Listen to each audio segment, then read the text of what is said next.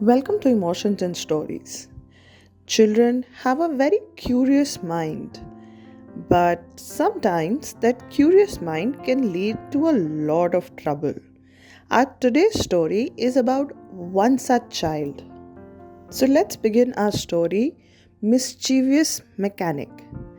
In the bustling town of Kanpur lived a 10-year-old boy named Chintu. Unlike other kids who enjoyed playing cricket or flying kites, Chintu had an unusual obsession. He loved opening things up to see how they worked. If something had screws, bolts, or hinges, Chintu saw it as a personal challenge to take it apart. His parents often said opening machines wouldn't make you an engineer, but Chintu firmly believed that real knowledge lay inside the machine, not in school books. One fine Sunday afternoon, his mother, Shanti Devi, was preparing for her afternoon nap when she realized something odd. The room was hotter than it should be, and the ceiling fan. Chintu!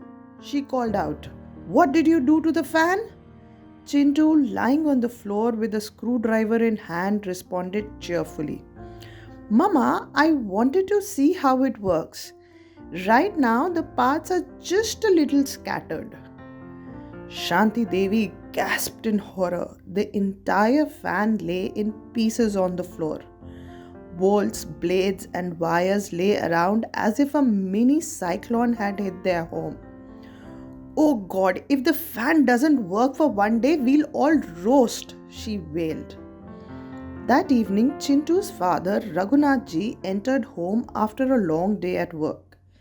The moment he stepped inside, he noticed that the door handle was missing. Where's the handle? He asked in confusion. Chintu, standing proudly with a wrench, declared, Papa, it was important to understand how the handle works. With a deep sigh, Raghunathji realized that the house was no longer safe from Chintu's experiments. Things weren't much better at school. Tripathi ji, his school science teacher, was in the middle of a lesson about magnets when he noticed Chintu looking suspiciously at the classroom clock. Before he could intervene, pop!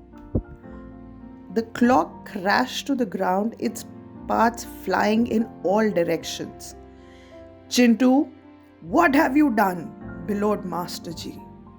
Chintu grinned sheepishly. Sir, I just wanted to understand how it worked. The entire class burst into laughter while Master G clutched his head in despair. Another time during morning assembly, Chintu noticed the school's microphone standing tall on the podium.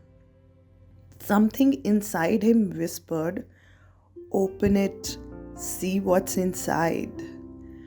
By the time the principal, Mr. Sharma, started his speech, the microphone made a strange hissing sound and then, Students, today we will. Oh God, what is happening? Chintu! The microphone had fallen apart mid sentence, leaving the entire school in splits, the principal glaring at Chintu with fire in his eyes. After countless disasters, Chintu's father finally had an idea. Instead of scolding him, he took Chintu to the local repair shop run by an old mechanic, Moti Kaka. Son, if you want to open machines, learn to do it properly. Moti Kaka grinned and gave Chintu an old transistor radio. Fix this and return it to me, he said. Chintu's eyes lit up with excitement. After hours of screwing, unscrewing, wiring and rewiring, he had finally fixed it. From that day on, Chintu's destructive experiments turned into productive inventions. He helped fix everything, from flickering tube lights to rickety chairs, and even managed to put the school microphone back together. Well, almost.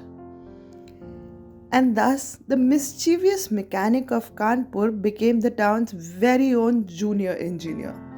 I hope you enjoyed Chintu's story. Do let us know in the comments what you think. Thank you.